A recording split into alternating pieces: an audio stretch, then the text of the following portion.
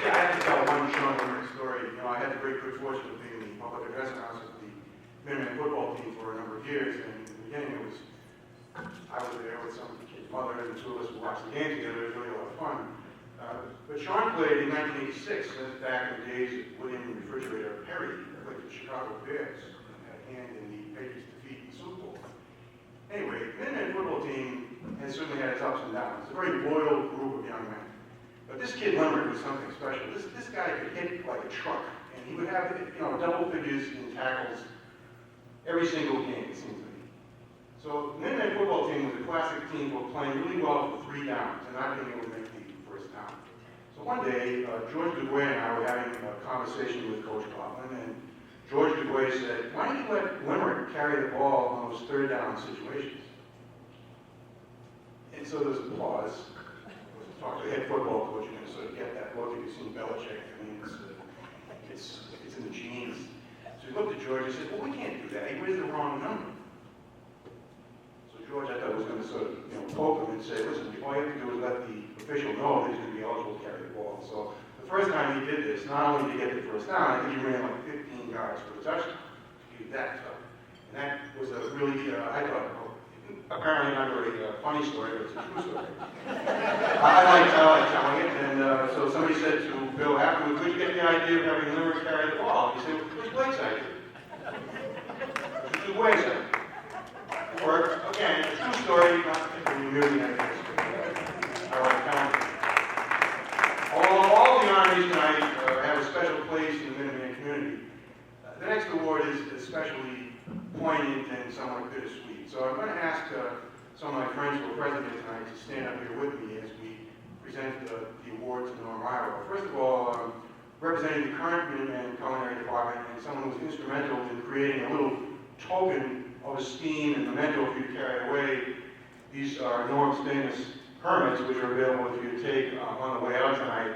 And there's a nice little picture of Norm. And Marty McElhaney, our Culinary Arts Department, was instrumental in making this little token available. Also, we'd like to have Joe Peter come and join us up here at the rostrum. Also, Ed Cotton. And finally, Norm's great and dear student, Barbara Kraft. Would you step up for a moment, please?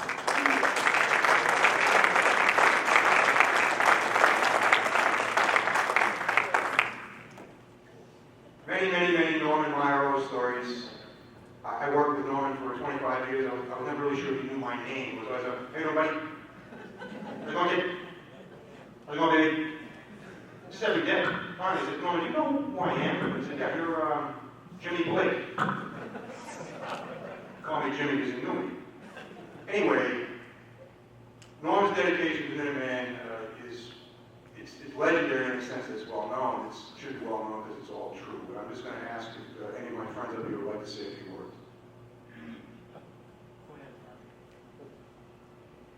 I'm very sorry to say I left out Mrs. Myerow. Would you please join us up here? I apologize.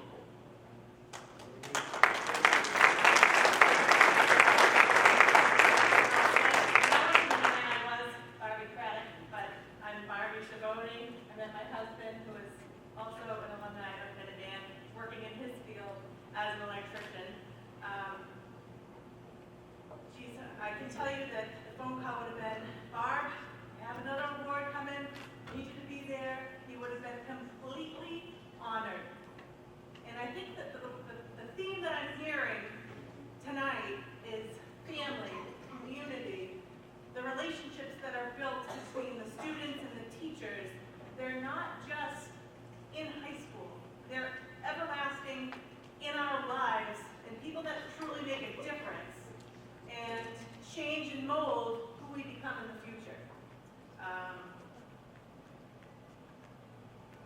Sometimes I feel like there aren't words to say how Myerow touched my life. He believed in me when I didn't think I was really going anywhere. Ended up competing my sophomore year, which was the first year that it was a competition in VICA. And the judges that I scored so highly that had it been an established competition, I still probably would have received the gold medal. Then I met my husband my junior year. I didn't do so well. Myerow playing Tony. And then he said, don't worry, baby, we got next year. And that next year, we stayed after school. The commitment, I would say, can we stay after? I'm already after. I'm staying after. Whatever you want to do. Whatever, we'll work it out, we'll do it. And that year, I got the gold medal at every level.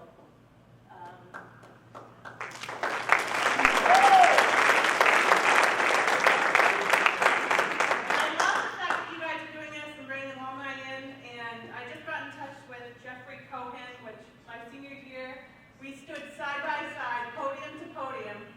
I was a senior and he was a post-grad, and we both got gold medals.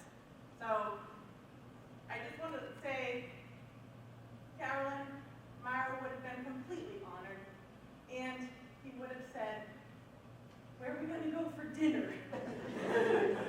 That would have been his next thing with my better half. I'm completely honored that he's getting inducted.